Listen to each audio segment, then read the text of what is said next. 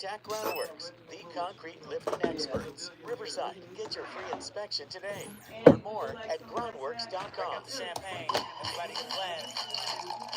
Tavis Smiley is now ranked number 16 nationally and the highest rated talk show hosted by an African American on the 2025 Talkers Heavy 100 list of the most important talk radio hosts in the nation. Last year, Tavis ranked. See, I didn't know what was bomb. I just grabbed whatever. I mean, it's just sour candy, so. It's all good. Thank you. Radio stations across the country and Huh? county. Congratulations, Tavis. I wish. Let's make it happen. Cause I need to know. Show me which way to go before I throw my man out the door. Okay, hold on a second, Keisha. Just let me ask Ronald exactly what's going on because it takes two to tango and I need to hit his side of the story. So she's driving me insane, stress heavy on my brain. Oh.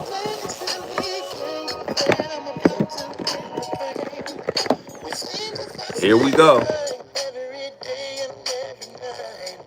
Please give some advice so we can see the light. See the light.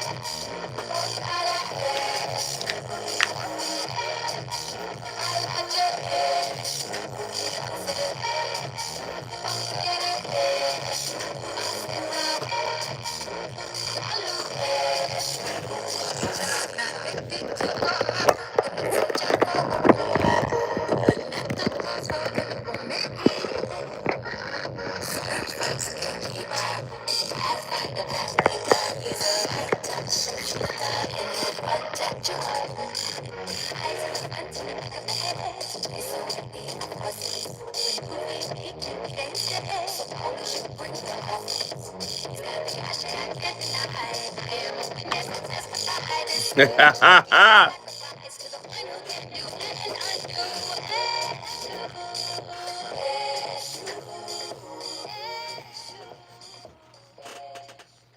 may stick to a condition that you are an individual, but you are not.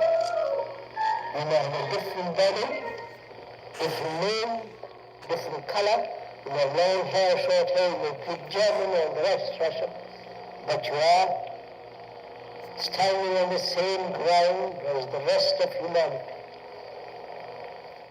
Man, we got to run that back, man. It's just too many jewels. Krishnamurti. Y'all know how I do. I'm sorry if you haven't gotten on your Krishnamurti journey yet.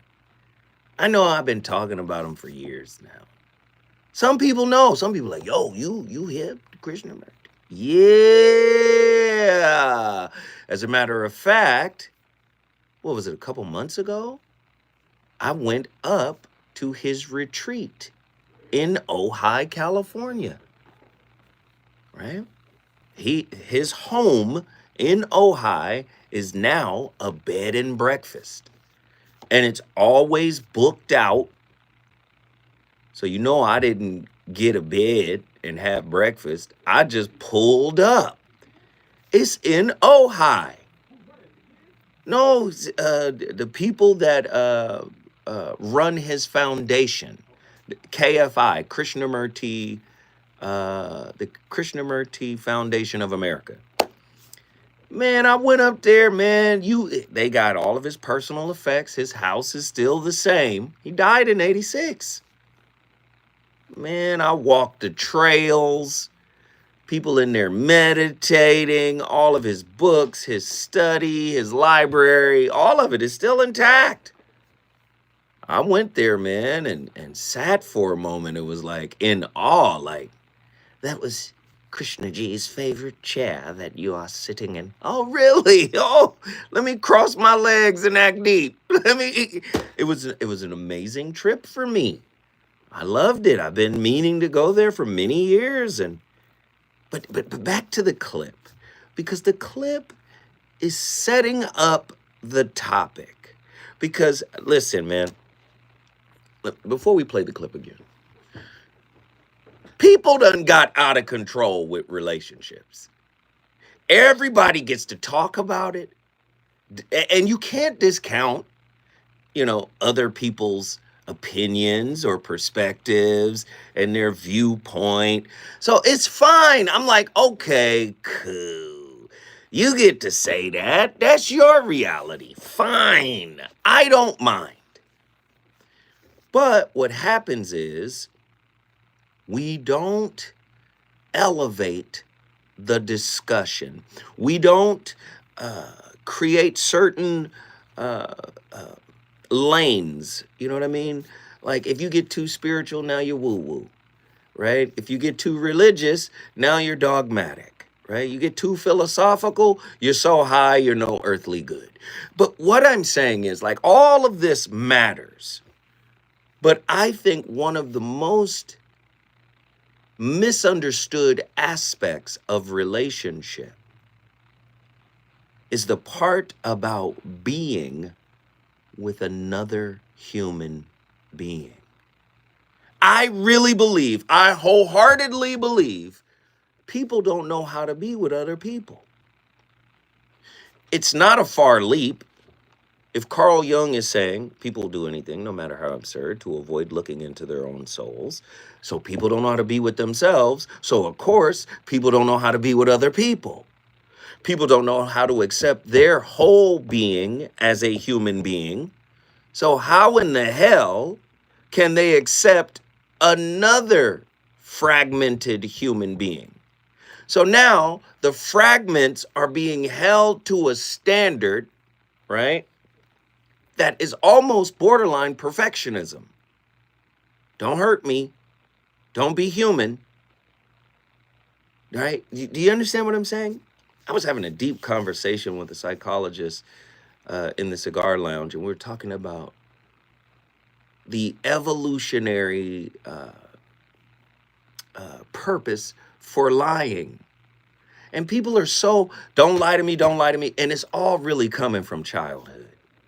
They don't even understand what it is. I was like, if you look at a kid is lying to protect themselves. But 99% of the people, the adults walking around, still are carrying around an inner wounded child.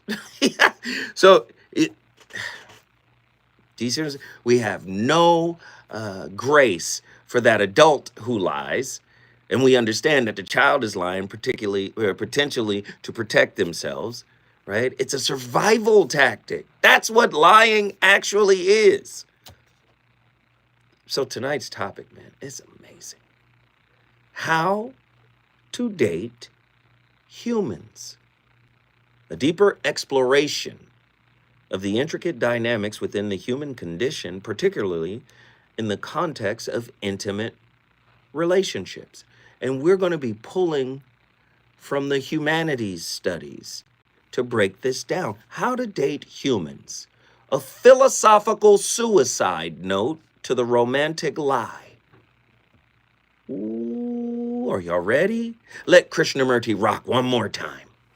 You must keep your condition that you are an individual, but you are not. You may have a different body, different name, different color, you have long hair, short hair, you speak German and the rest, Russian, but you are standing on the same ground as the rest of humanity. Man, the power in what he's saying. Authenticity, the truth of who you are. So you know what, physicists have like a funky little way of, saying God, right? And, like a lot of physicists, Not all, some but all, but many physicists are atheists. So they have a term that talks about like, okay, this is it. And that this is it would translate as, oh, that's God they're talking about. I heard a physicist say, the fundamental ground of reality. The ground of reality. The fundamental ground of reality. Heavy way to say it, right? We have to learn how to be in relationship with the fundamental ground of ourselves, the fundamental truth of ourselves. Otherwise, we listen, embrace it, hold on to it as part of the human conditioning. Otherwise, we are glorified manipulators, magicians, liars, right? Relational thespians, right? The fundamental ground, meaning it gets no lower. That's, they say, the fundamental ground of reality. We can we can go into the electron, we can go into the atom, the electron, quarks and mesons, and we could do all that. You know, we can go into string theory. We can go even further. But then there's this fundamental ground of reality, and they say it's conscious, it's aware. That would be God. We must begin with heresy. You have never truly dated a human being. You've dated trauma cosplaying as chemistry. You've dated ancestral grief in drag. You've dated marketing archetypes, unresolved father figures, projection screens, and new age narcissists wrapped in divine rhetoric. But a human? No, you've never done that. You wouldn't recognize one if they collapsed into your arms. Raw, fractured, unfinished. You'd call it too much. You're doing too much. This is extra. You way extra'd out right now. If a real human being fell into your arms, you think you too much to yourself. Your shadow be trying to fall into your arms all the time. You reject it. Modern dating is a theatrical reenactment of unprocessed pain, staged on the platform of a collapsing romantic industrial complex. And like any collapsing empire, it defends its illusions with greater violence. But intimacy is not found in illusion. It's found in the brutal tenderness of becoming undone in another's presence without demanding they rescue you from yourself. Tonight's topic is not a guide.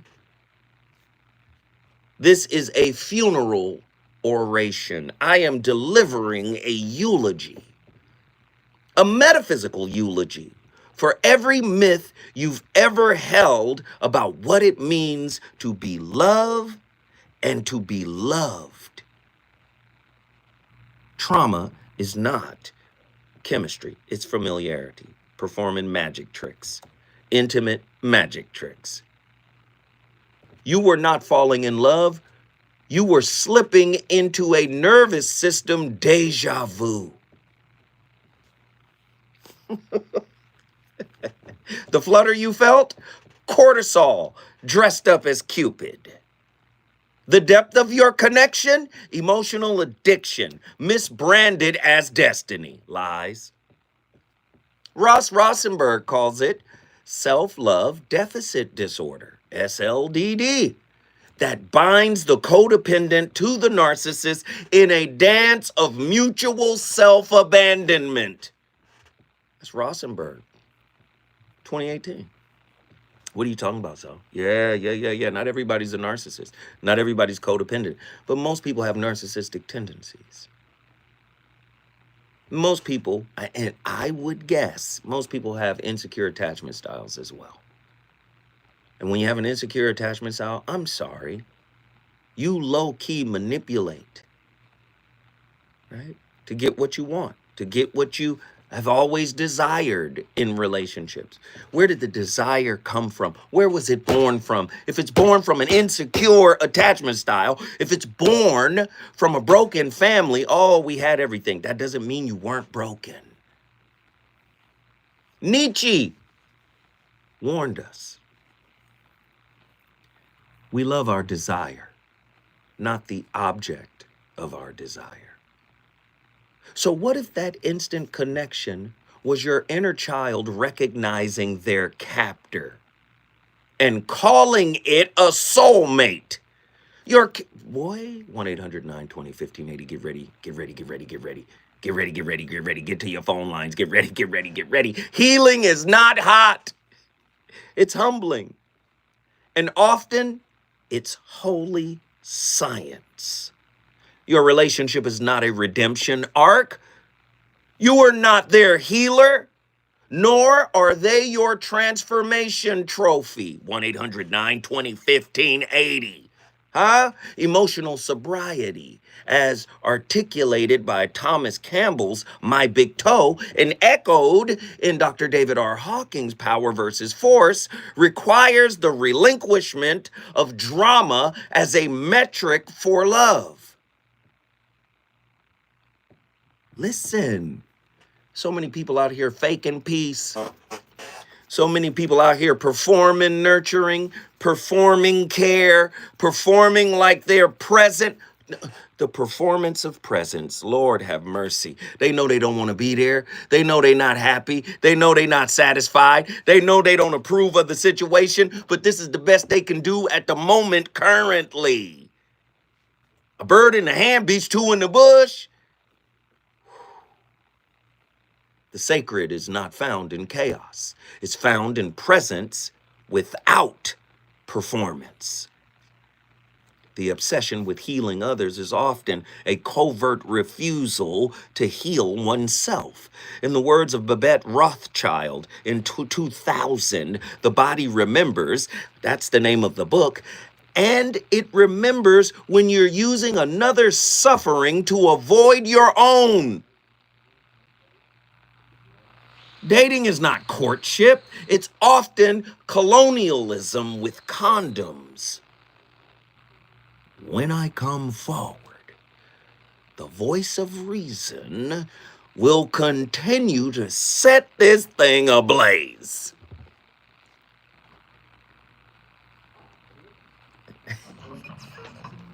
Relationships. Got you confused? Need some straight talk? This is where you get the unfiltered truth about love, relationships, and everything in between. He breaks down relationship dynamics with no-nonsense wisdom and practical advice that actually works. Tackling the questions you're afraid to ask and giving you the answers you need to hear. You're inside the voice of reason with Phil Williams on KBLA Talk 1580.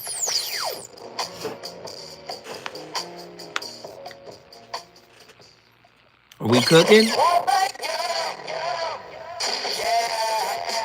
At KBLA Talk 1580. Yo, are we cooking?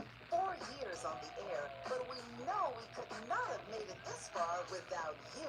We work hard every single day. Did you think I would be playing? Hey, what up, Sugar Chris? Hey, man, I'm so happy I met Sugar Chris. I really am. Man, I ain't got nothing but the highest level of love for Sugar Chris, man. She literally came to my show all the way from Chicago. Listen, that was one of the best birthday gifts. It was during the time of Gemini. She's Gemini too. It was just one of the best gifts I've ever received. You know what I'm saying? And she showed up, man. She pulled up to the cigar lounge. Listen, I got Sugar Crisp a cigar, and she tried to tough it out. She was like, I'm in here with my bro. Fuck it. We finna do it. I got her the lightest skinned cigar I could get. Because, you know, sometimes the lighter the cigar, depending on the blend, you know, the least amount of nicotine, it's not as harsh. You might be able to get through it. She was in there like, I ain't doing it right, so.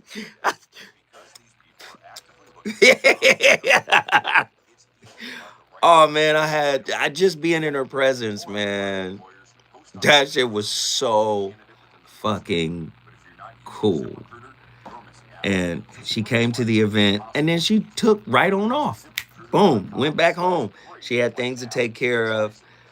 But it was just good to see. She pulled up to the cigar lounge like, I'm outside, kiddo. That's what I'm outside, kiddo. I said, I'm coming. And then Lloyd Hinton was there. Man, if Lloyd wouldn't have got sick, I think it was food poisoning or something like that, Lloyd was going to come to the So What morning show the following Monday after the roundtable. But I think Sarah told me he got like something bad to eat or something like that. Because I really wanted to sit down and chop it up with the brother. Man, listen, man. Lloyd was in the building. I got a chance to thank that brother personally for just being so consistent. And I know a lot of these concepts and ideas that I present are not, you know, they're not lightweight. You know what I mean? They're not lightweight. You know? You want to meet Andy? Andy up in this piece? And every now and again, Andy will fall through to the cigar lounge too. I done put Andy on some cigars myself. Like, come on, Andy, try this. You know? Supposedly,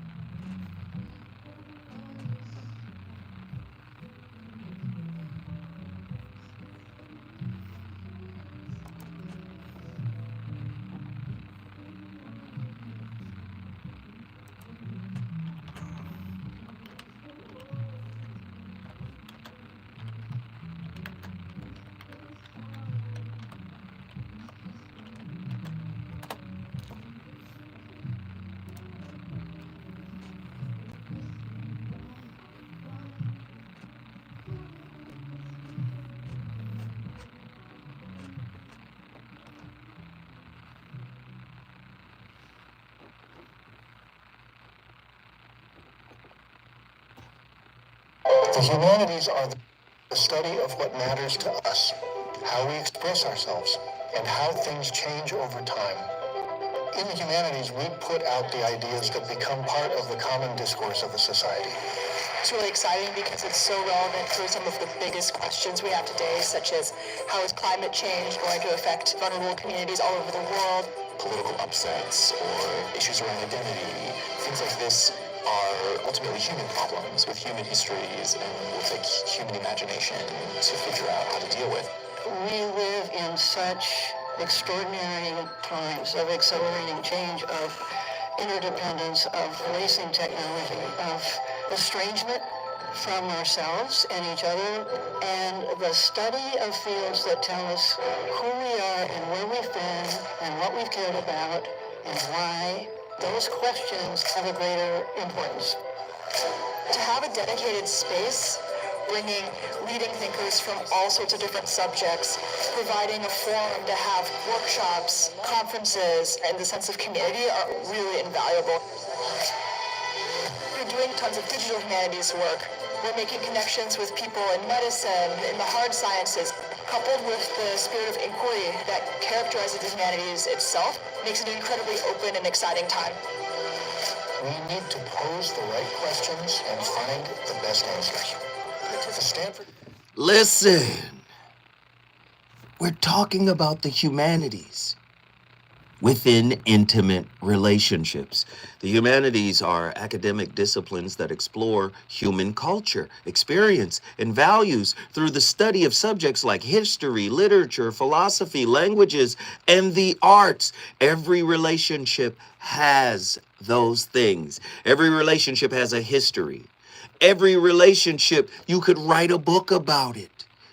Literature, the literature that's written on your soul, the memories, it has a story.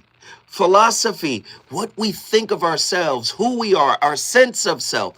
Psychology, yes, it's all intertwined in intimate relationship.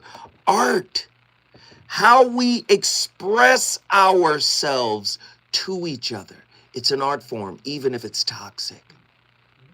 Do you understand? Right? Man, the religion, what are we dogmatic about in relationships?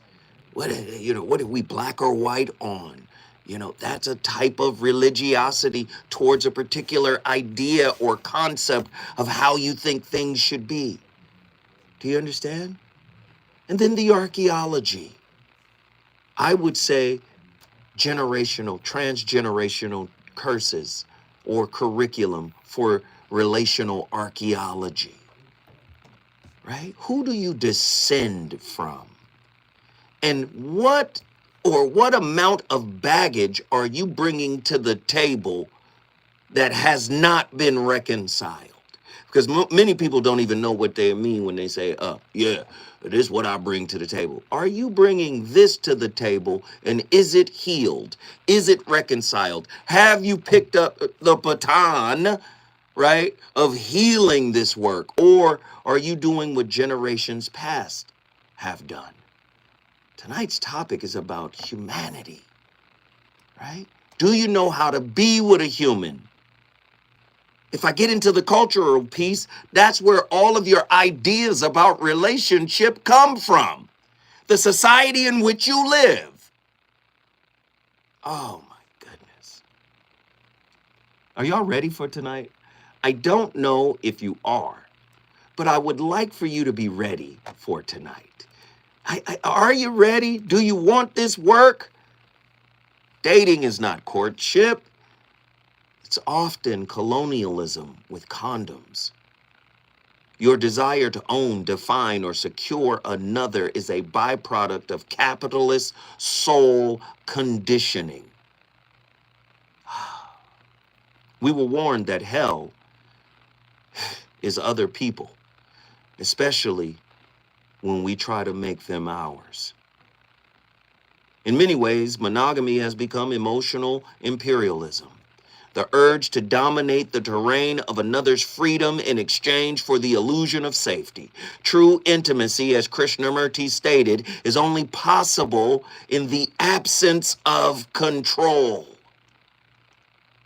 Huh? You don't want love. You want recognition for your abandoned selves.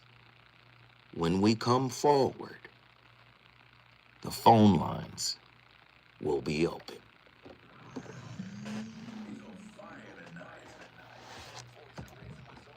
Exclusively on KBLA Talk 1580.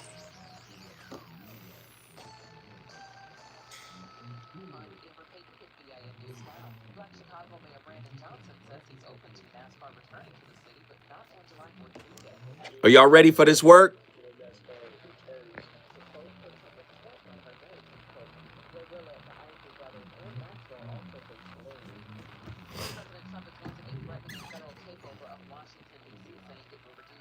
Right. Speaking during a cabinet meeting, he added his team has a good relationship with Black Mayor Muriel Bowser.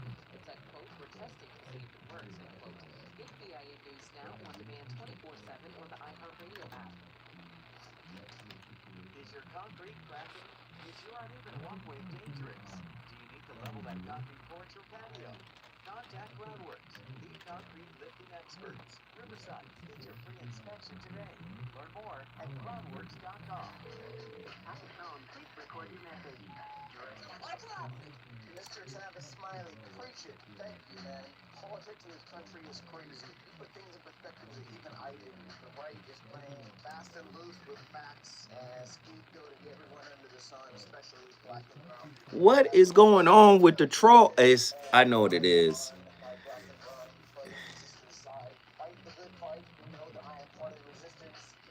I know what it is. It's the topic. It's the topic in the title that's got people tripping. What up, David Lee? Hey, listen, now's the time.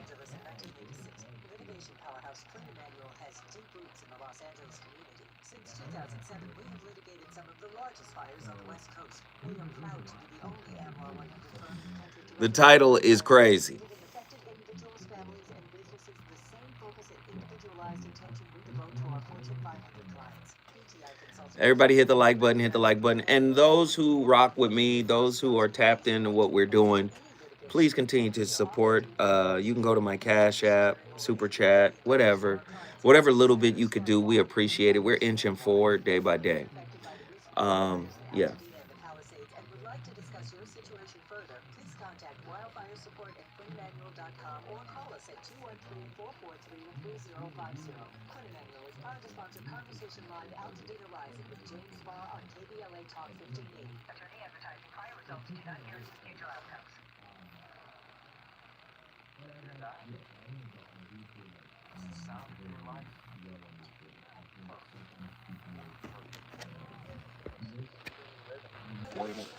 Behavior, A little bit.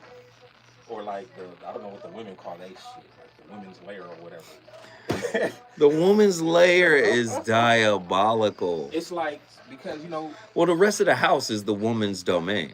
understood. So typically a man cave is indicative of a man carving out a little piece For himself, just right? for himself. So he can truly be Yes. himself, though. Yes. So he can't be himself fully. I mean, he can, right? I get it. But just the idea of a man cave. You know what I'm saying? Like, Yeah. is that not problematic or anything? Or is it necessary for our... But think about it. Think about why it's important. I'm just going to assume. No, because you're on to something. I can't talk to my significant other the way, I mean, I can. You right? could. I can, but just... Is it She's culture? not- Watch this. Is it culturally accepted that you do that? Tell her everything. Reveal everything. The things you reveal to the homies. That's a good question. I don't know if it's culturally accepted or not. I like to I'm think- saying, are you comfortable doing it with your woman? Yeah, but then there's certain conversations I can't have with her. Why? She's not into sports. I'm not talking about that. I'm talking about the work. Oh, the work? Yeah. Repeat the question one more time. First off, a lot of people are just really performing in relationships. I understand that. They get their rocks off being able to be real with other motherfuckers. They call this high stake and low stake relationships. I could tell the truth to a therapist because that's a low stakes relationship.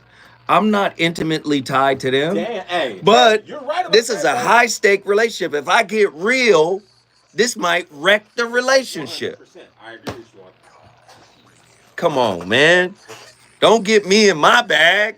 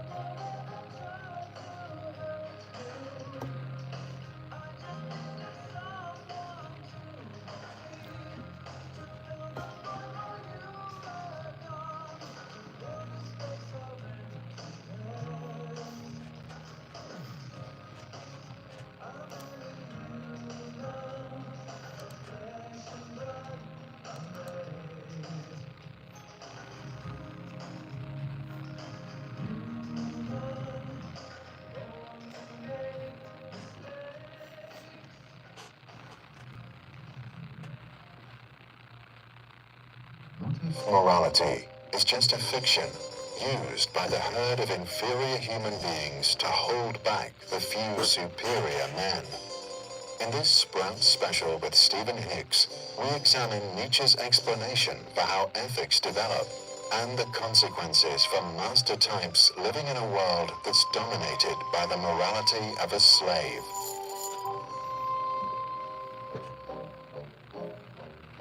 Part 3. Master-slave morality and the origin of the bad conscience.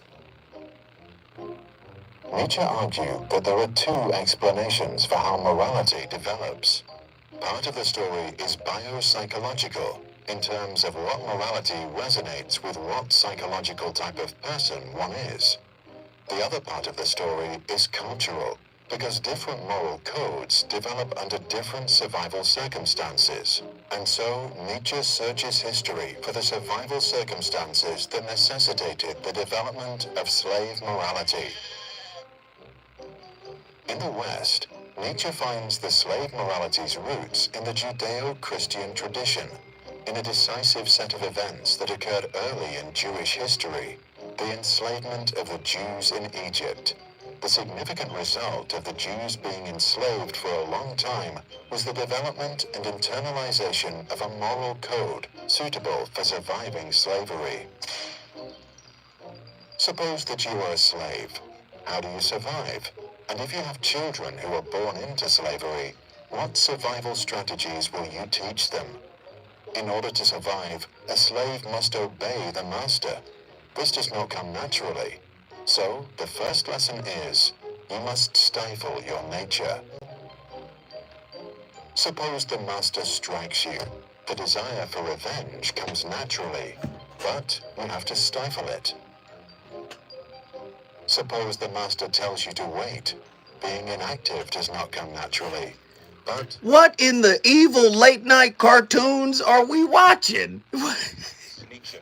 I know it's Nietzsche, but goodness, the music, it sounded like some Christmas music. I don't know. You can't talk about... Lord have mercy. But I understand what's being said here. When you're in a transactional society, right? Yeah, it might not be chattel slavery, but a lot of women felt oppressed by men because men held the purse strings, right? Where do our ideas and concepts of love, of attachment, where does all of this stuff come from? And why is it that it's on autopilot? Why do we never challenge, right? Where did I get this idea from? Who told me this about me, right? Well, why don't we study, right, our origins, our parents' origins, not just their religious beliefs, but maybe their mental challenges, right? How did that transfer down to me, right? We don't have families for the most part. I'm not saying absolutely. I'm saying some banal. There are some parents and family structures, internal family structures, IFS, that allow for that. But then there are others that's foreign. We don't talk. So we know who our grandmother is and we know who our grandmother's father was, but we don't know who they were and how that was transferred down to us. You don't want love. You want recognition for your abandoned selves. Modern dating isn't about connection, it's about confirmation. In other words, you are dating the parts of you that you refuse, that you refuse to mother, to nurture. Let me say it again. You are dating the parts of you you refuse to mother. You are outsourcing self-confrontation. You are begging another to validate the pain you've left untouched for decades. This is not love. This is spiritual manipulation and prostitution in the temple of trauma. Many people don't want to listen to me talk like this. because I'm calling you out on what you've done to yourself. Right? Yes, you're a co-creator of the misery you say you hate. Right? Perpetual victims who never contributed to the current misery that you are feeling. AI algorithms and the death of the sacred. Dating apps are not digital cupids. They are dopamine vending machines for the emotionally dysregulated. Huh? We no longer seek love. We seek the image of being lovable. Neuroscience confirms that chronic swiping erodes the reward circuitry. Frost and Chance, 2020, making genuine connection feel boring. But love is not stimulation. It is the stillness in the presence of the other. Y'all don't even know this kind of talk no more. What the hell did he say? The stillness in the presence of the other. Who is the other? Tell the other to come in and introduce them. No, that's not. It's a higher level of consciousness. You live in a transactional, materialistic society that is designed based on give and take. If you give, you got to get something back. And oh, God. Transactional reciprocity. And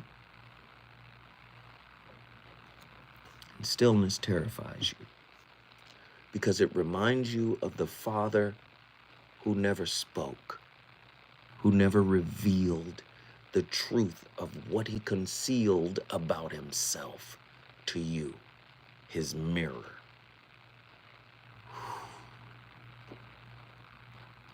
Attachment styles are not identities. They're not your zodiac signs. They are the cages you've grown comfortable living in. You've turned your cage into a condo because it has a daybed. And then you want somebody to capitulate to the demands of an infantile wound. I think not. You're not anxious or avoidant. You're addicted to narrating your wounding in ways that grant you permission to never change.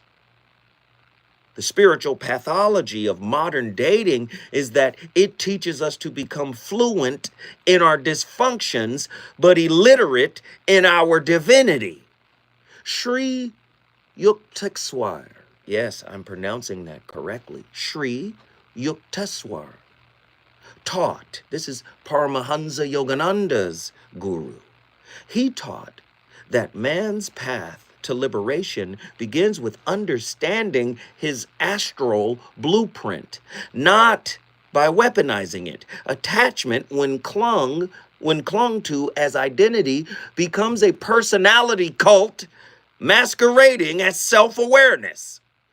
Oh, well, I know I'm individuated. Yes, I'm about 70, 85% fully individuated.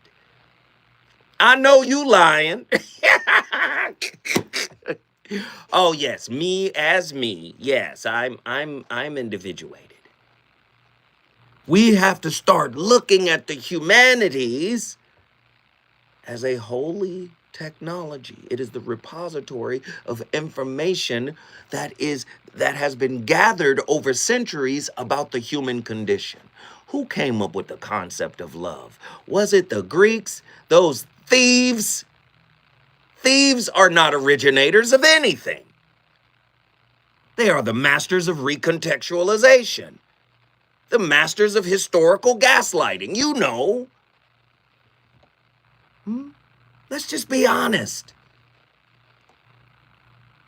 The humanities as holy technology, reclaiming the human in dating. Ooh. History reminds us, you are not dating your partner's, wait, listen to this. History reminds us, you are dating your partner's unresolved, unhealed ancestors. Hey, man. Andy. Anybody ever come to you again with that, hey, what you bring to the table. I'm going to say, who are you bringing to the table? You asking what I bring to the table. Damn it, who are you bringing to the table? You bringing something with you. I can see it in the circles or in your eyes, the dark circles. Come on, you bringing something. What you carrying with you? What's on your back? What's on your spirit? Listen, man, history reminds us you are dating your partner's unresolved, unhealed ancestors. Philosophy teaches contradiction is not hypocrisy, it's evidence of evolution. Art invites you to stop demanding clarity from a metaphor. Ooh, law says love without boundaries is a form of spiritual trespassing. Music teaches intimacy is not harmony, it's dissonance made sacred through attunement. Religion shows the beloved was never external, it was the God in drag hiding in your nervous system. Do you see? Final collapse, the divine principle of unbecoming. So here's your new theology. You are not dating to be loved. You are dating to witness. Ooh, witness what, Zoe? Witness self. Relationship is the university of self-knowledge. Right? You are dating to witness, to excavate. To die into yourself in the presence of another, to burn your soulmate list, burn the twin flame myth, burn the checklist, the archetype, the aesthetic, burn the algorithm that told you who to swipe right on. You are not a brand. You are not a wound. You are not a blueprint for perfection. You are a living library of stardust, shadows, and sacred contradictions. So the next time you say, I want love, ask yourself, are you ready to die into presence? Or are you still seducing someone into healing what you refuse to hold yourself to do? When I come forward, I promise I'm going to go to the phone lines.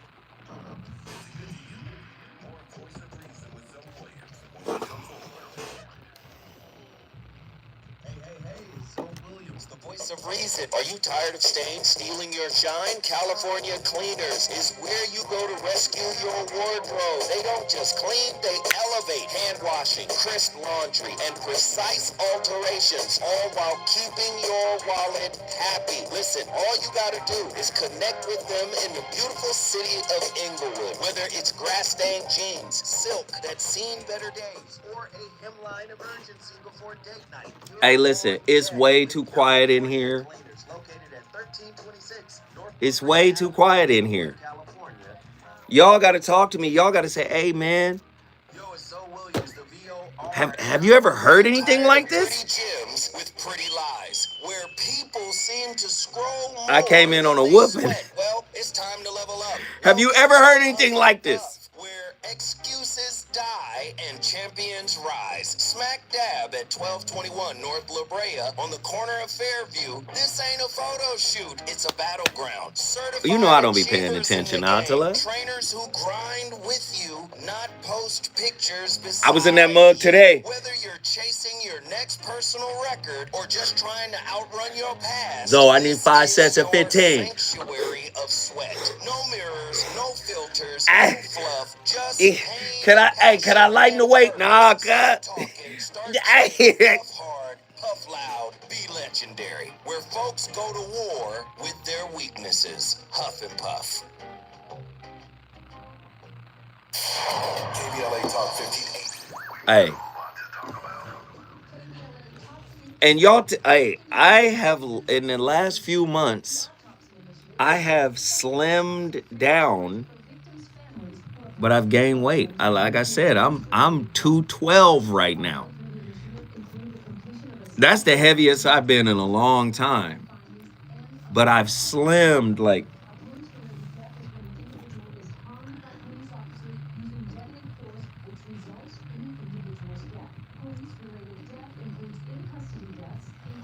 Muscle is heavier than fat.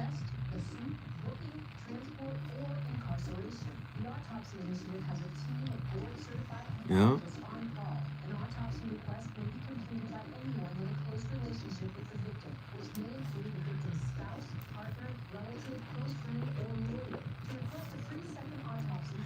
On the muscle weighs more than fat side of the game. Y'all in here clowning. I love it.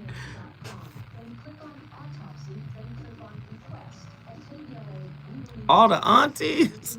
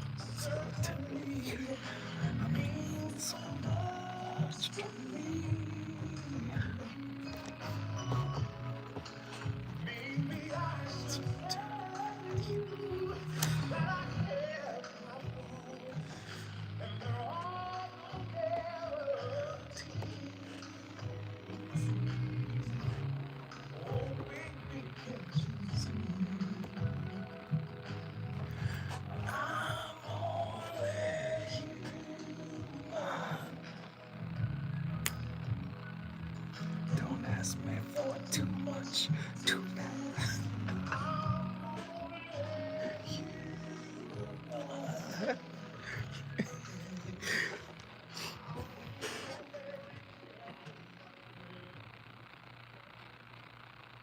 You probably have your own idea of what makes a family, but here's how sociologists define it. Families are groups of people who are related by genetics, marriage, or choice, and who share material, emotional, and economic resources. So the family isn't a formal organization like a government or a church. Instead, it's a social institution. That's because the members of a family are held together by the commonly shared goal of the well-being and mutual support of its members, and they organize people and power based on positions of social status within the family, like mother or daughter. Family often goes hand in hand with kinship, a social bond based on common ancestry, marriage, or adoption. These are the relationships that are most commonly thought of as family.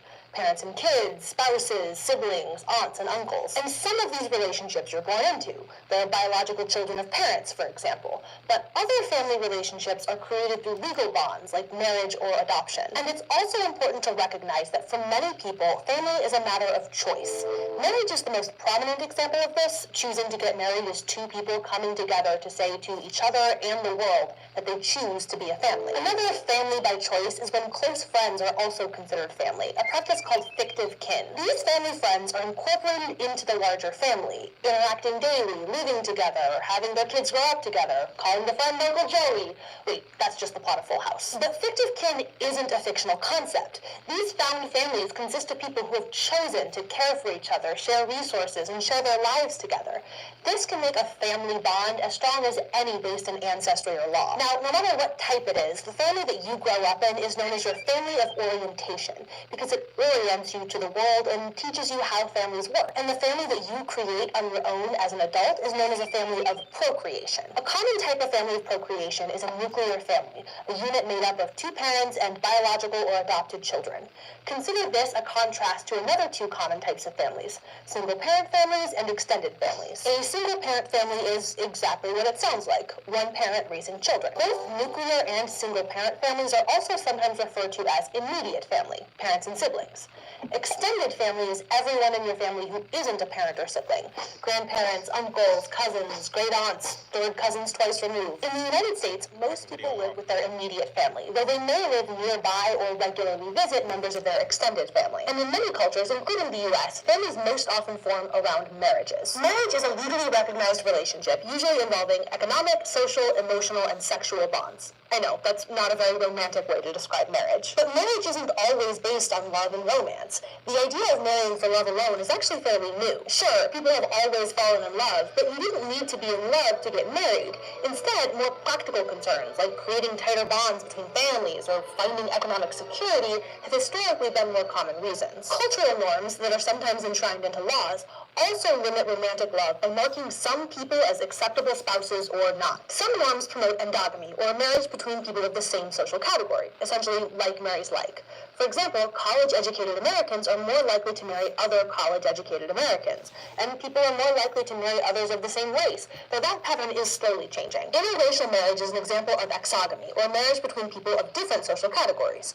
Another example of exogamy is marrying up, where a person of a low socioeconomic status marries someone of a higher socioeconomic status. Traditionally, women are more likely to use marriage to move up the socioeconomic ladder than men, partially due to broader patterns of gender inequality that limit other opportunities for improving their status. And forms of marriage can vary across time and across cultures. In modern-day high-income countries, marriage is, by law, only between two people, a practice known as monogamy. Polygamy, or marriage between two or more spouses, is legally recognized in the majority of African countries and in some South Asian countries. Marriage practices are deeply tied to the economic and social structures of society. For example, the most common form of polygamy is polygyny, or the marriage of one man to two or more women. But in societies with low male-to-female ratios, polyandry, or the marriage of one woman to two or more men, can also occur. In countries where polygamy isn't legally recognized, the term bigamy is used to refer to going through the legal processes of marrying while still married to another person. Now, marriage is the main way that individuals move from their family of orientation into a family of procreation. And with marriage comes decisions about... KBLA 1580 Santa Monica. Good relationship with Black Mayor Muriel Bowser, but said, quote, we're testing to see if it works, end quote. If BIA works, end quote. If BIA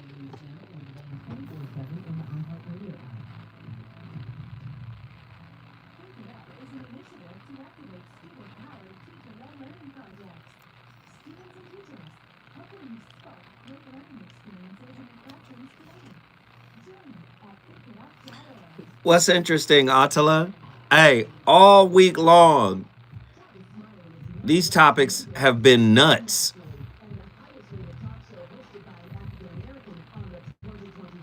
What was it? I Am the Block. What was yesterday? Monday was I Am the Block. What was yesterday?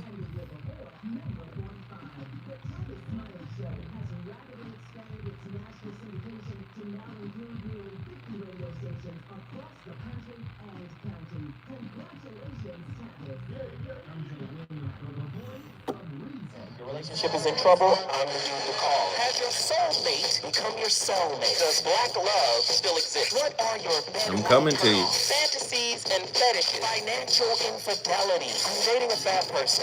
Are they worth the wait? Trust me, this gonna be crazy. How about the child wasn't here, and you still had to pay child support? It's a very heated topic. Oh, is that right? Mama's baby, daddy's maybe. I just have so many questions I want to ask you. I was like, is this something wrong with that? Damn. He told me he had a vasectomy. I'm pregnant. Betrayal has been committed. Hit you with a bad vibes routine. How does he maintain his humosity? He likes it when it pinches the nip. Why can't you open up, brother? I'm a karate man. Karate man rooting on the inside. They don't show their weaknesses. Yeah. How do you write William so well? So William, Reason and accountability. the voice of reason. And when I think about, for example, people with religion, I think there's probably a lot of people who actually have extraordinarily similar values to them that get written off because they're either from a different faith or because they're not of a faith at all.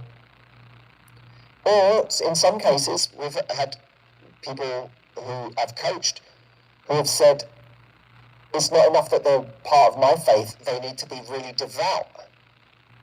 So now you even have a narrowing of a pool within the same faith. Again, I'm not saying what people should, here to dictate what rules people should have, only that we should consider the possibility that other people have things to teach us and we have things to teach them. And I think one of the great things about a relationship is that when you come to somebody who has different ways of living, that you actually find the genesis of something new that comes out of the two of you. There is a kind of 1 + 1 = 3 situation that happens where both of you learn something and both of you grow, because a relationship does not need to be an echo chamber. But a lot of us, when we create rules, we act like it does need to be an echo chamber. And that reflects our arrogance. Hey, come on, man. Come on. Hey, it's the second hour of the VOR, live on KBLA Talk 1580. And if that man wasn't cooking, what's his name, Andy? I'm hearing the clip the same time we're hearing the clip, right? What's that guy's name? Because, boy, that was a bar. Many of us want to be in an echo chamber. We want our... First off, if you're wounded and the wounding has been handed down to you, right? And the wounding has been infused with values from the one who wounded you. Okay? The one who wounded you, his name is Matthew Hussey. Matthew Hussey, right? The one who wounded you instilled those values. The values that you carry into your adult relationship, guess what? Those are like bowling ball shoes. Like when you go to the bowling alley and you rent the shoes, that's what those values are like. The only real values that are substantive to you, the experience that you are those that are born out of your healing. Imagine somebody hurt you and instilled in you the values you have. Are those your values? Is it a kind of Stockholm syndrome where you're like, I gotta take these values or else I'll be hurt again? Do you see? They're like hand-me-down values. Look at it in a broader sense. It is no measure of health to be fully integrated into a toxic, sick society. Where do all of our ideas about religion or about love and God and understanding and romance, Europeans? There's some cultures in the world that don't have a word for love. Love has been romanticized and Valentine's, and do you understand? The reason why they had to do this, religion had to be its own separate thing, and love has to be its own separate. Relationship is part of religion. Here's a bomb. Y'all ready? Relationship is a part of religion. How so, Zo? Not from the perspective of being a parishioner, but you're at the temple of self-knowledge, self-awareness. Love can feel, we're talking about real love, not transactional love, not, the Greeks said eros and agape. I'm not talking about that, okay? Philia, friendship, right? I'm not talking about their definition. You have to remember, they stole everything from the ancient mystery schools, particularly ancient Kemet. I'm not talking about their recontextualization of ancient knowledge. Love is like moksha, liberation for the Buddhist. Nirvana, right? The burning out of desire, which is another form of liberation. Liberation from the attachment to the desire. Like all of the higher levels of consciousness, love is that. We've turned love into a verb because most of us are broken and hurt. We had parents that were non-attuned. They weren't attuned to our emotional needs. They missed critical moments where we needed them the most, and we were unaware of it, and they were too. So it becomes a deal breaker. All your deal breakers are insecure attachment style demands. That's all that is. I know you don't want to hear it put that way. I know. All right. To date a human is not to perform partnership. It is to become a holy disruption to the lies you've told yourself about love. Do you understand? Do you know how to be with someone that is broken? Just like you. Let's not take you out of it. Do you know how to be with somebody that is becoming? Just like you, I'm becoming. Do you know how to be with someone who can fall short and hurt you deeply? And you lean into the pain that they came with. Do you know how to do that? And I'm not talking about physical abuse. I'm not talking about psychological manipulation. I'm tired of them kind of people. I'm talking about sitting with the feeling of the imperfection of the person you chose. You understand? Does that make sense? We got callers on the line. We got callers on the line. Let's get them in here. Listen, agree or disagree. This is not about a right or wrong or true or false. This is not about any of that. All right. This is more so about your thoughts and your opinions. Right. I want to know what you think about being in a relationship with and being fully conscious, right? Being with a human being. This is a human being. I'm a human being. There are things I'm hiding from myself, let alone hiding from you. Do you know how to be in a relationship with someone like this? Let's talk about it. We got callers on the line. Let's get them in here. Attila, Houston, Texas, you're up first. What are your thoughts on tonight's topic? Now listen. Hey! Hey! Right Hey! We on one, right? Yeah, I mean, we looking at this stuff in real time, and it's sad. It's great, man. Like, so there's a particular comment that I wanted to highlight from Theo, and so he says, being human in real time is what most people claim to walk in, but always looking, I think he meant to say, but are always looking with a judgmental eye. And I'm like, yes they are, because their judgmental side is their humanity. Keep going. Yes, keep going. So it's kind of like how they say, like, if someone triggers you, they're kind of reflecting to you the things you need to work on. Another way to say it would be that whatever you have yet to resolve within yourself, you're going to despise in other people.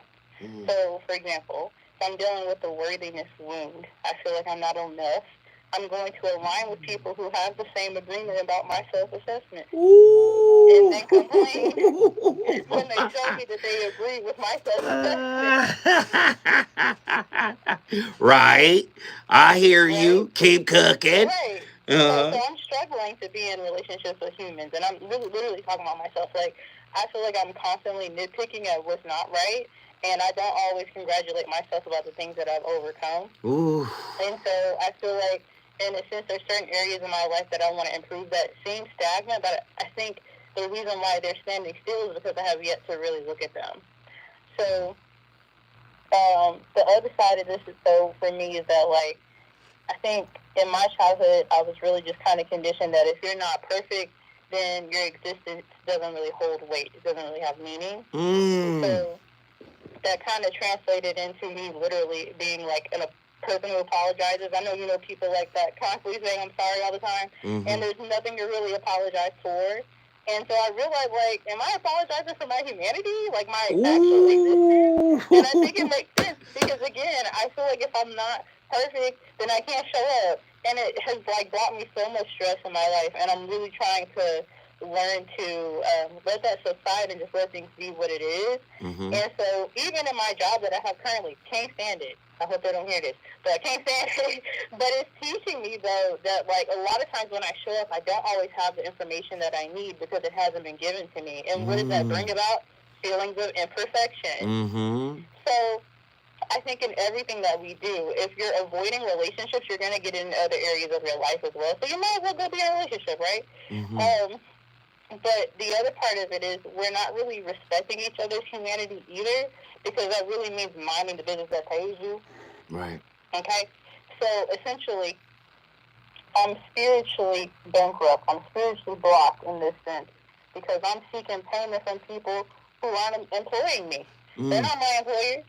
But I'm wanting supply and payment from them when they never asked. They were like, I ain't hiring you. And so, you know what I'm saying? And so I think when you put yourself in that inferior position, people will always either lord over you and not really want to do it, but kind of be forced and put into that situation, and eventually they're going to run away. Or you're going to attract people that are glad to be in that position and will let you know every minute of the day that they are happy to lord over you. Oh, man. And so I say all that to say that your inner work is yours to do. And minding your business is indeed a way of investing in your own work that you need to do. But that's it. Hey, Attila, my niece from Houston, Texas. Listen, man, what did you just do? I got Houston in the building. Houston, Texas is on the board. If you want to bring your city in the building, all you got to do is call me at 1-800-920-1580. So many of us are addicted to the pornography of potential. Why do we fall for people who might become? Yeah, relationship potential trap, emotional investment trap, narcissistic fantasy bonding, your psychological insight. Projecting potential is a defense against abandonment, sacrificing reality for imagined safety. Your philosophical insight. Kierkegaard warns against despair disguised as hope, idealizing future selves over the present truth. How many of you dated somebody based on a future promise of what they could become? You invested everything right now. Part of the human condition. This is not about judging people or condemning people. Your spiritual and metaphysical insight on this is obsessing over potential is spiritual bypassing. You're in love with a ghost of your own invention. The clinical and empirical insights, right? Empath, narcissist dynamics are strained and sustained by projection, fantasy bonding, and trauma reinforcement loops. Ooh. Lord have mercy. We got callers on the line. I want to get him in here. Andy, do I have to? Listen, when we come forward, we come into one of our favorites. It's two of our favorites on the line right now. When we come forward, we are going to South Central Los Angeles, and then we jumping over to Oakland. You already know what it is. Let's get it.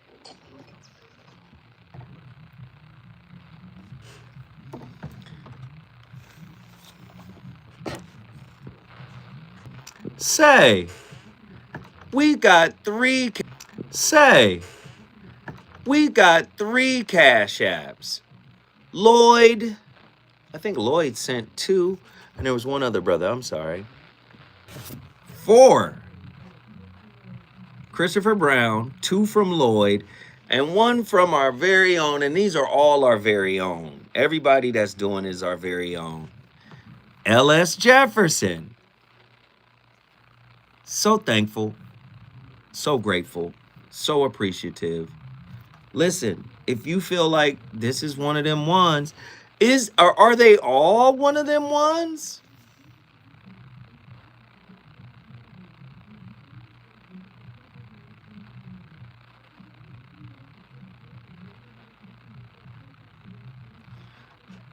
Cash Appers. I love that. Let's salute to the Cash Appers. Cash Appers. Assemble. I love it.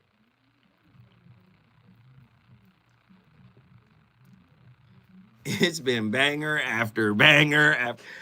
I was telling my friend today, I was talking, he was like, man, what are you on, dude? Like, I said, I cannot allow them to come up for air. Like, I'd rather take a day off than come in with a light topic.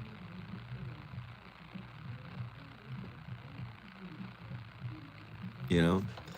Cash Appers, assemble! Hey, listen, if you got $2, $3 to support the channel, please support. Why not? Here we go.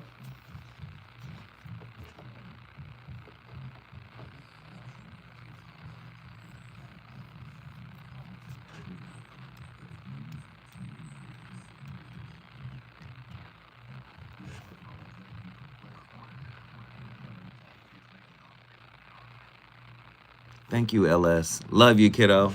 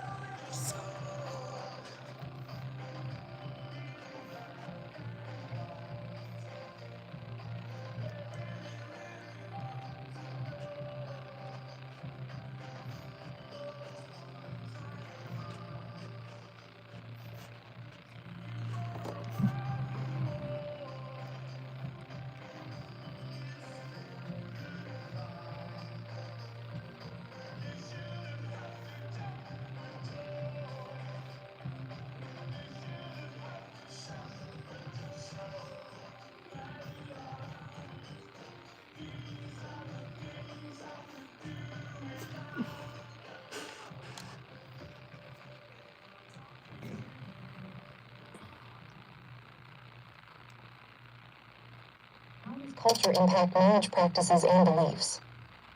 Have you ever wondered how culture shapes the way we view marriage? The impact of culture on marriage practices and beliefs is profound and varies widely across different societies. Culture influences everything from the rituals we follow to the roles we assume within a marriage. In many cultures, marriage is not just a bond between two individuals. It often represents a union between families, highlighting the importance of collective relationships. This means that marriage can be seen as a strategic alliance for social, economic, or political reasons, rather than just a romantic connection. Take a look at marriage ceremonies around the world. In Greece, for example, the wedding ceremony includes the krivati celebration. Here, money and children are placed on the couple's bed, symbolizing prosperity and fertility. Guests throw rice and flowers to bless the couple with happiness and fertility. In the Philippines, couples releases white doves during their wedding to symbolize a peaceful life together. Meanwhile, in Germany, Couples saw a log together to demonstrate teamwork and their ability to face challenges as a unit. Cultural beliefs also shape the roles and expectations within marriage. In some societies, traditional gender roles are emphasized, with distinct responsibilities for husbands and wives. In contrast, She ain't lying. I like to call it wounded worship. How your spiritual practices keep you in toxic relationships. Huh? Spiritual bypassing. Empath trauma cycles. Spiritual justification for abuse. Trauma survivors often use spirituality to avoid confronting pain, leading to divine realizations for dysfunctions. Listen, stop. Hold on. That's how you know it's fake. I try to tell people this about love. They be like, love wouldn't, people could be in love with you and beat on you. No, they cannot. You're just calling that love. That is toxic. That is dysfunction. That is broken. You're talking about a spiritual level of consciousness that is on the same, it is the same thing, can't be differentiated from God. That's what love is. The quantum physicists, well, the ground of reality, the foundational ground of reality. That's what he called God. Listen, somebody beating on you, somebody manipulating you, gaslighting you, lying to you, that's not love. Okay? We have to grow up. Don't wait for Zoe. Well, I guess you got to wait for Zoe to say it so then you can repackage it. Maybe I need to give you the languaging for it. You got to stop calling that love. That is not love. The Buddha already told you what created suffering. It's attachment. What else you need? Okay, John Bowlby, Mary Ainsworth. They already stepped in and said, oh yeah, attachment theory. They already did that for you. Oh yeah, 3 insecure attachment styles. You carry those attachment styles into your adult relationships. If you were hurt, neglected, wounded, whatever, by your primary caregivers, that becomes your norm. You would rather go to a familiar toxic norm than an unfamiliar, healed, unknown. What? You don't even know what healthy look like, what loving looks like. You think loving has no blemish. Wrong.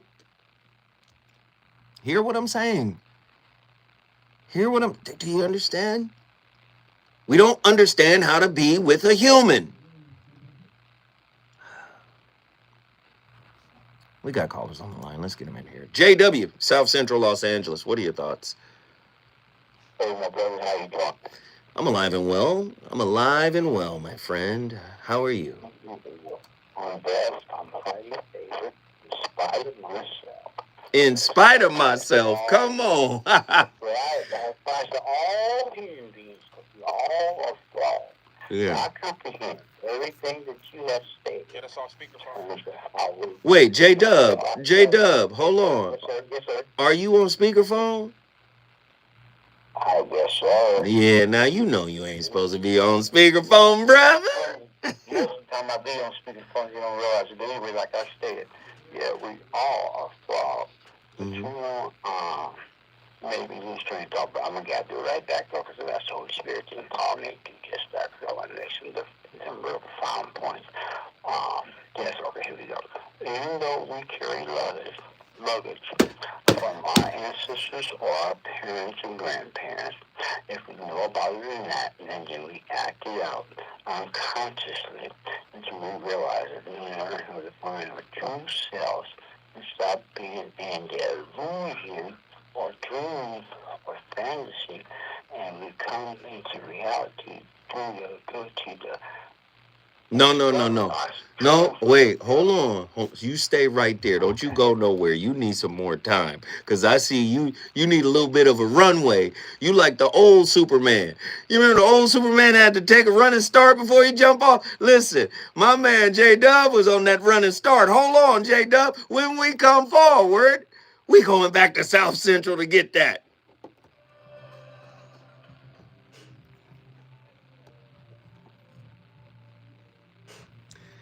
Hey, Andy, Andy, Andy. Can I get that sting?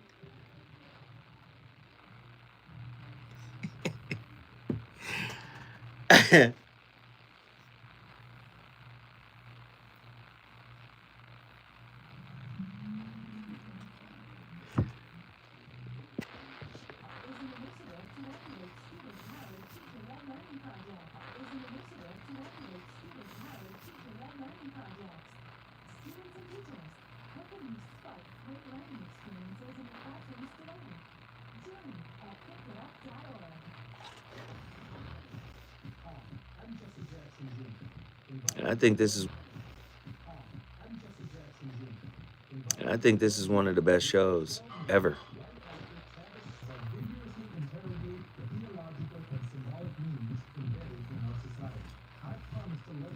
What is Monday's? Do we have Monday's topic already? It's got to be a clean version for sure. Man, for the collections, get this work. My brother John Gilbreth. Thank you, brother. Damn it, John. Thank you. Can everybody at least just like it? It's 47 people in here. Can we all just like it? He got 5 likes. That means 42 people ignored that brother dropped a sizable donation to the channel. I'ma like my own shit. Just everybody, it's free to like the donation. Please support, okay? Please.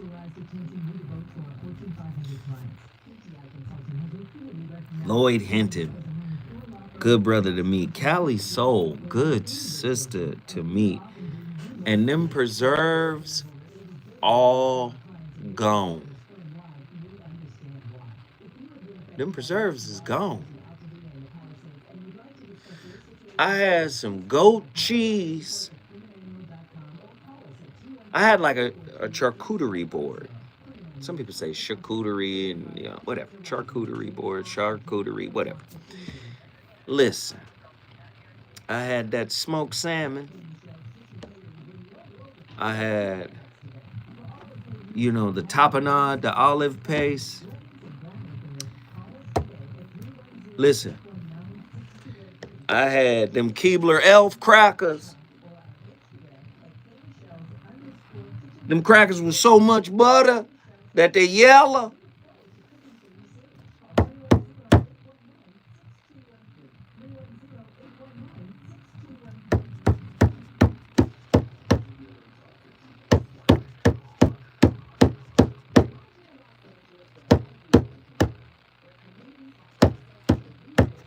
I had olives.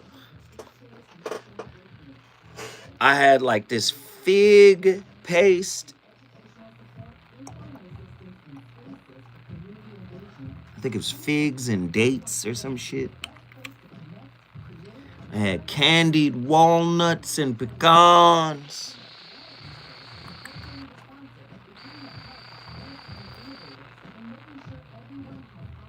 Then I broke out them damn preserves.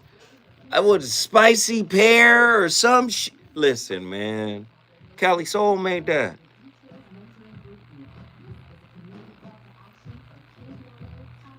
Listen. Them buttery crackers.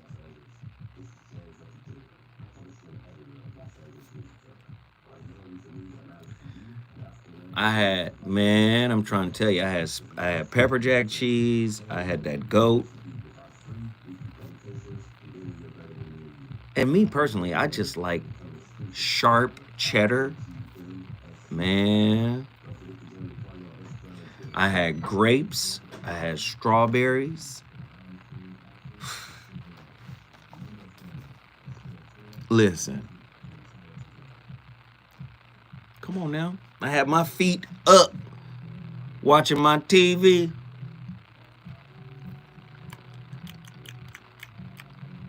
You know, you got that little cheese cutter, that little silver little piece. Hey. Nigga was living legend. Hey. That little short knife. The triangle.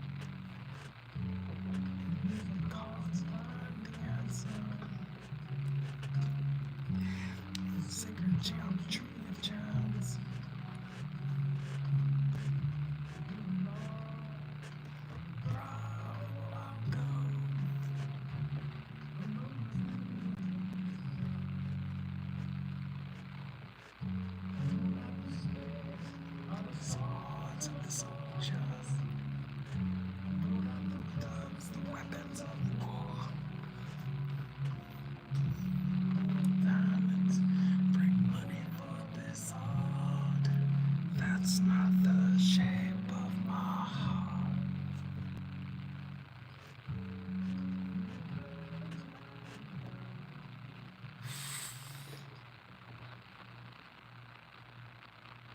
Is it only when you're in love with another person that you see them as they really are? And in the ordinary way, when you're not in love with people, you see only a fragmented version of that being. Because when you're in love with someone, you do indeed see them as a divine being. Come on. And suppose that's what they are truly. Your eyes have by your beloved been opened, in which case your beloved is serving to you as a kind of guru, an initiator. And that is why there is a form of sexual yoga, based on the idea that man and woman are to each other as mutual guru and student.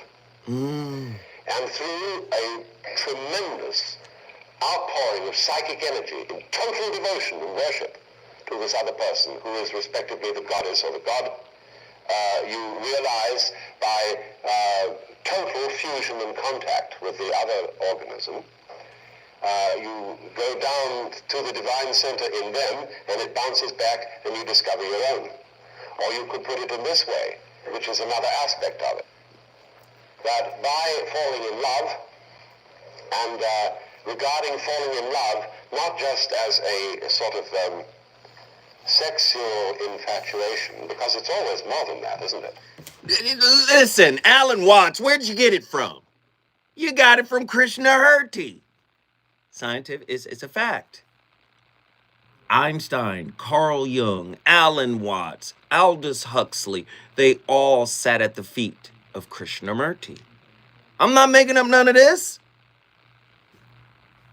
But he's right. Bidirectional guru and student is what he said. Most relationships are not like that. Most people are in a relationship because they're scared of not being taken care of, scared of doing it themselves, scared of being alone, scared of being abandoned, scared of not being seen. Like fear has a lot to do with about 90% of the relationships that are happening in the world right now. You've never seen your partner because you've never seen your whole self. If you've never come in contact with your whole self, self-confrontation, most of us are locked in this rigid, inflexible, self-avoidant mindset that prevents us from acknowledging, accepting, loving, nurturing, and caring for the whole us. We're looking to be a part of an us, but we haven't become the us we needed to be. JW, get back in here and finish your final thoughts, sir. Yeah, brother, I know I don't have much time, but I wish I could say a lot, but I'm going to sum it up with what Christ said. Sum it up.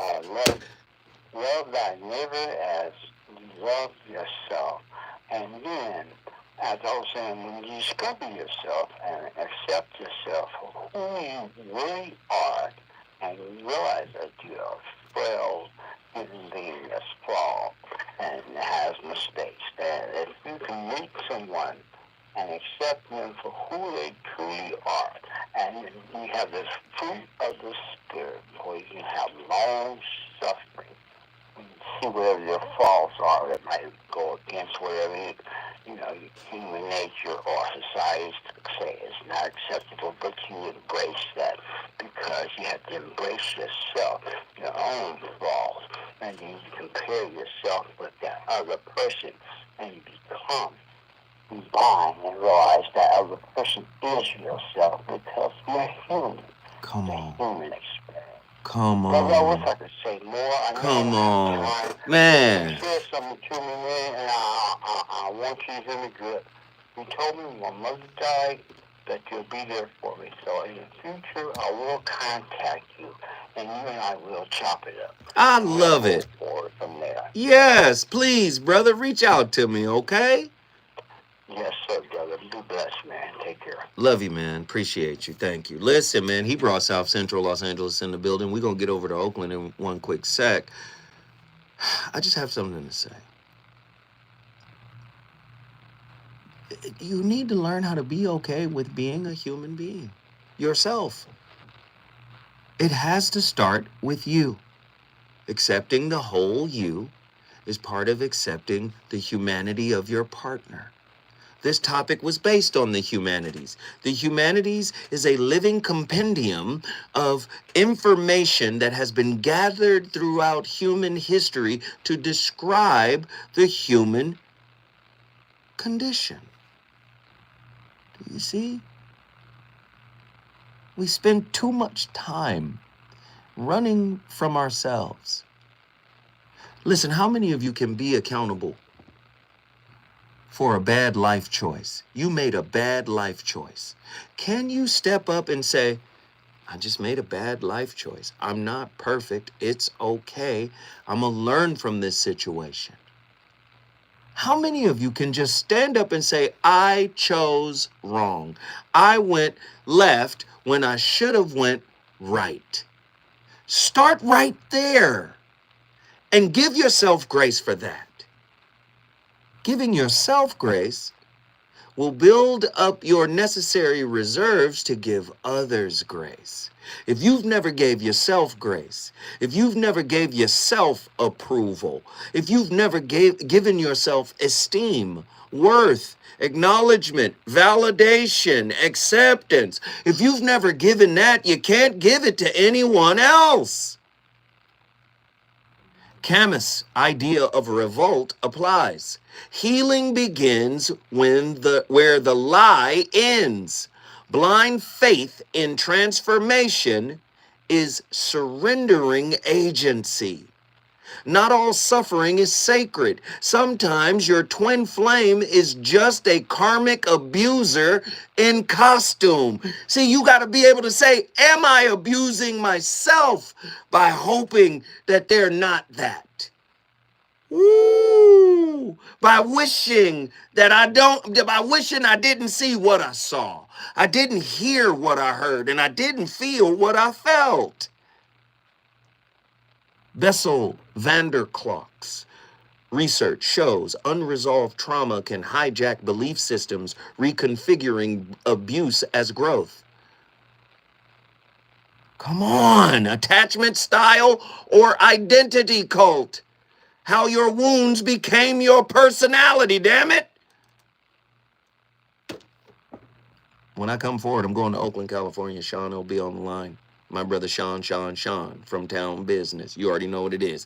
When we come forward, we gonna get that Bay Area wisdom.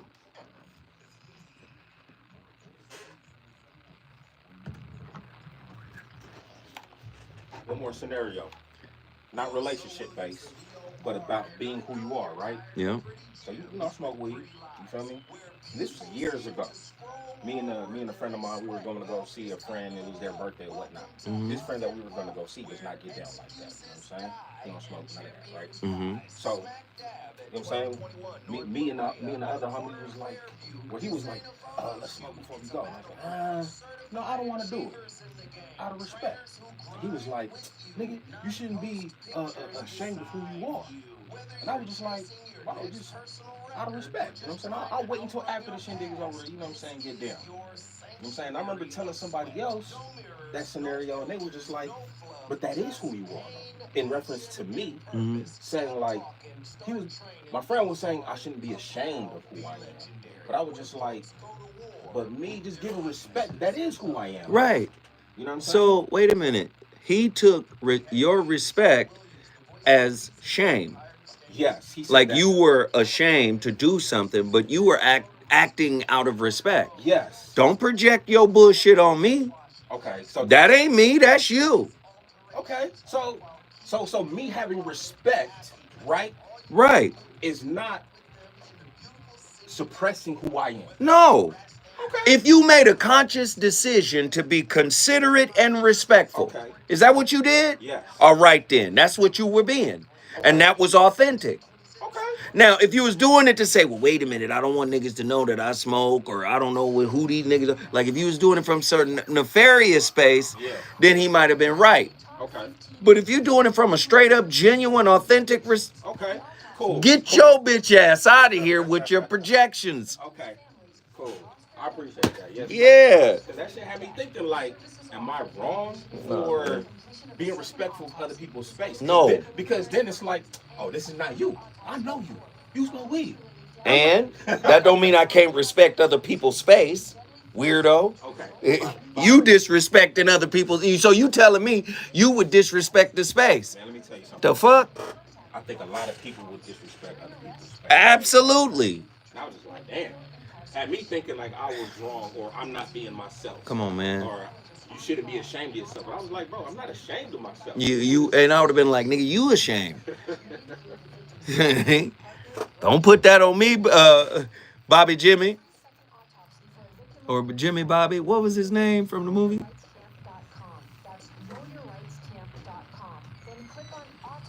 Smart and hood is crazy. I hope you're not talking about me. What the fuck? Smart and hood is crazy.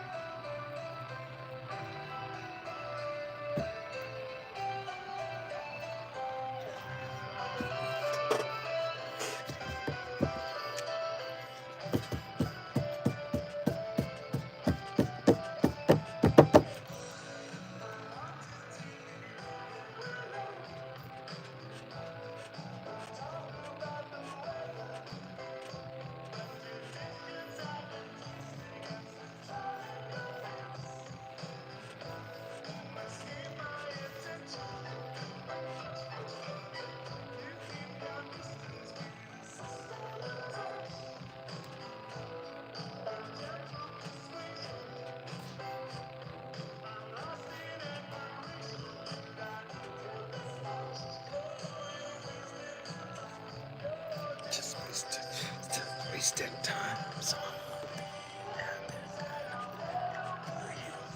never find out till I'm head over heels.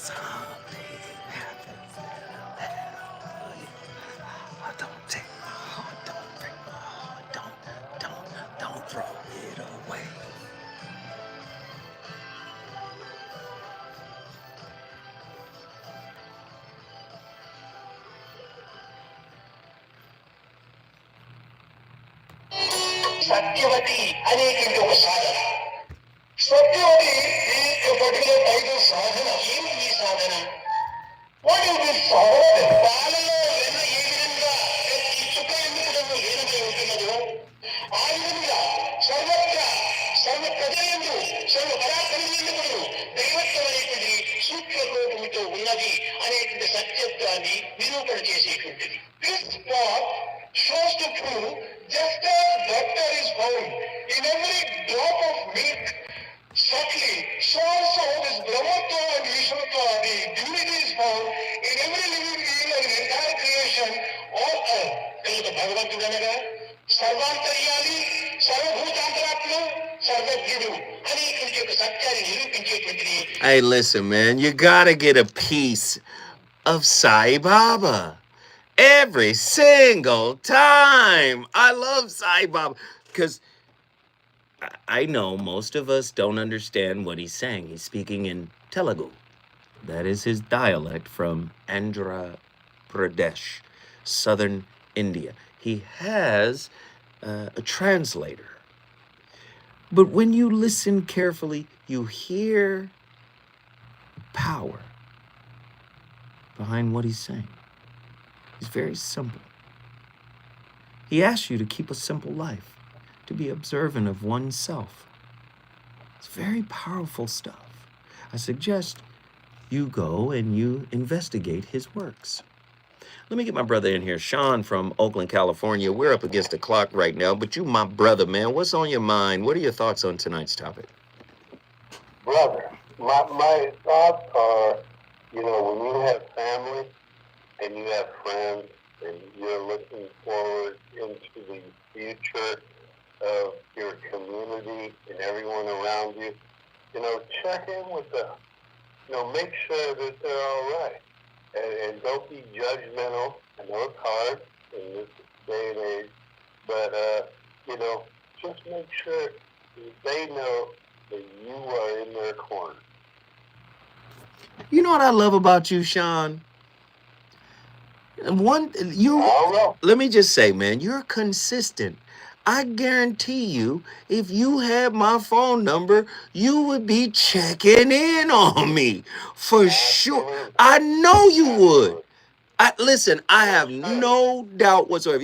I would get that phone call. It'd be around 8:45 a.m. Sean would be like, "Hey, man, just want to make sure you was all right, brother." And I would appreciate that, man. Sean, let me say, man. You are one of the most solid people I have yet to meet, and I can't wait to meet you, brother. Guess what you just did, man? Oakland, Bay Area in the house. Town business, up in here. Let me get my brother down from the sticks, Arkansas, back in the building. Davy Lee, what up? Not much, baby. How y'all doing tonight? Man, y'all good. I see y'all rocking it. We rocking right now, man. How are you doing? It's ups and downs with life, but I'm trying my best to push through it. I ain't got no choice. You hear me? Yeah. So it's about, having love for what you got, man. I just wanted to let y'all know that, man. Love and cherish who y'all got around you. You never know when it's their last day. You never know when it's your last day, man. Appreciate what you got. And more importantly, appreciate yourself. Don't prostitute yourself out in this world. Don't trick yourself out in this world. Love yourself and build for what you want out of this world. Man. Because it's all out here. Man. Believe in yourself. Come on, ain't nobody gonna believe in you like you, baby. Right. You know what I'm saying? 100%. Nobody gonna love you like you. Yeah. But that's all I got to say, man. Man, I got love for you, brother, and I appreciate you for reaching out. And guess what you just did? I brought y'all to the sticks, baby. You on the dig? We in the sticks with the homie Davy Lee, man. Hey, man, keep calling in. I love to hear from you, brother. That's beautiful stuff, man. I love it. I love it. I love it. I got questions for you guys, though. All right, you be blessed, brother. Peace. Now, I got questions for y'all. And I think these, you know how I like to do. I like to ask questions at the end of the show or during the show. But these are questions to get you guys to think and consider Wait, hold on. Do we still got you Yeah, on he the still line? got me on the line, bro. Man, he He got ain't. me on the It, line, just bro. just hit the hang up button and you'll be fine, brother. Just hang. Alright, You brother. can You hang can up ask on me, me, man. bro. I got you. It's fine. Just hang up, brother. Hey. But I like to ask, questions, about the topic. Again, we're humans, and humans are, ever since we've come into existence over 150,000 years ago, we've been a work in progress. When you say, I want love, do you mean union, communion, or someone to anesthetize your existential dread? All that hurt, all that hidden hurt, all that suppressed stuff. When you say, I want love, do you mean union, communion, or someone to anesthetize your existential dread? What part of your partner must remain unconscious for you to feel safe? What part of your partner must remain unconscious in order for you to feel safe? Could your attraction to emotionally unavailable people be a subconscious suicide pact with your inner child?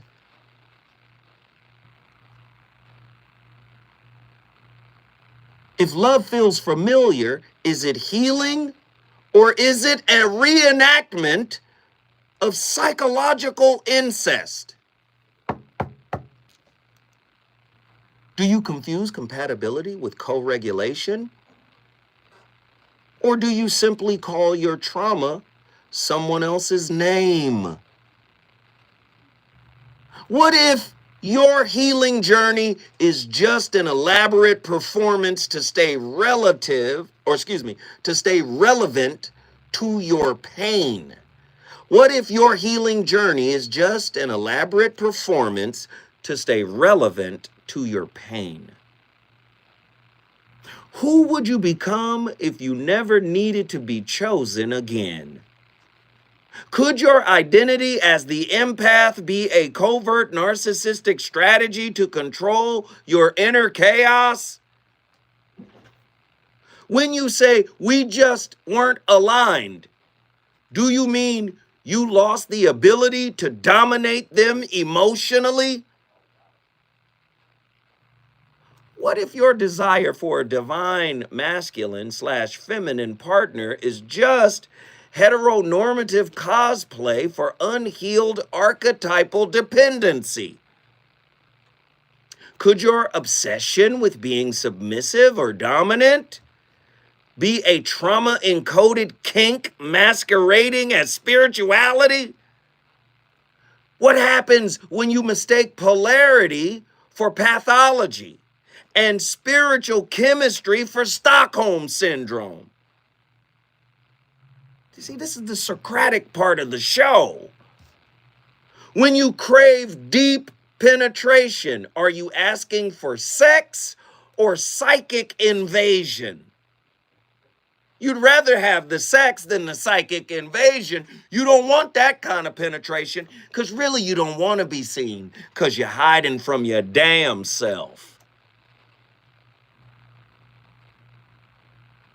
Okay, I started the conversation. It's up to you guys to finish it. Tomorrow I'm gonna have a whole nother bag of topics to talk about, and you already know how I get down. We gotta participate in this. I love y'all, appreciate y'all, and I'll see y'all later, man.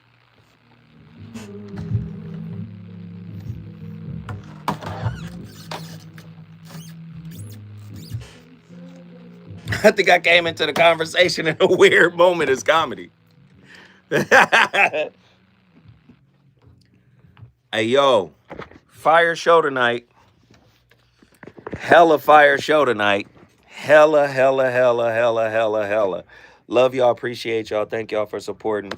Zoe Williams, Voice of Reason out.